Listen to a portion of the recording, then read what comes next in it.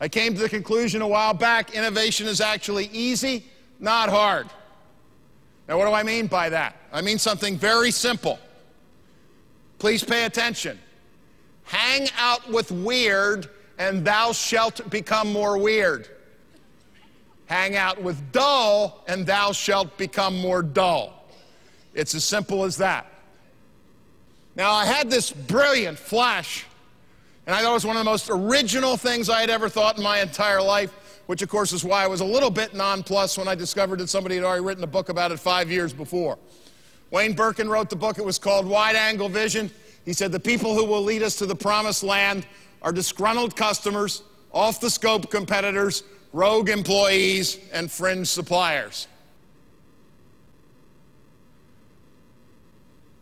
I just, I mean, it's not the main topic of my speech, but I hate benchmarking. Benchmarking is stupid. Why is it stupid? Because we pick the current industry leader, and then we launch a 5-year program, the goal of which is to be as good as whoever was best 5 years ago, 5 years from now. Which to me is not exactly an Olympian aspiration. As two professors said in the Financial Times article a while back, to grow, companies need to break out of a vicious cycle of competitive benchmarking and imitation.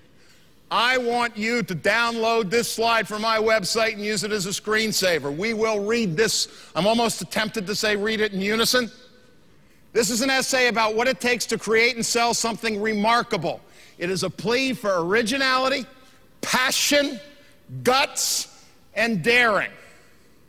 You cannot be remarkable by following someone else who's remarkable, as true for a career as it is for a restaurant or for a giant company. One way to figure out a theory is to look at what's working in the real world and determine what the successes have in common.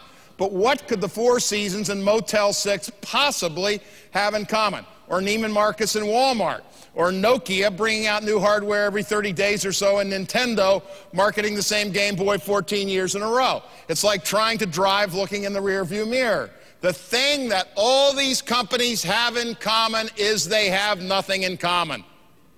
They are outliers. They're on the fringes. Super fast or super slow, very exclusive or very cheap, extremely big or extremely small. The reason it's so hard to follow the leader is this. The leader is the leader precisely because he did something remarkable, and that remarkable thing is now taken, so it's no longer remarkable when you do it.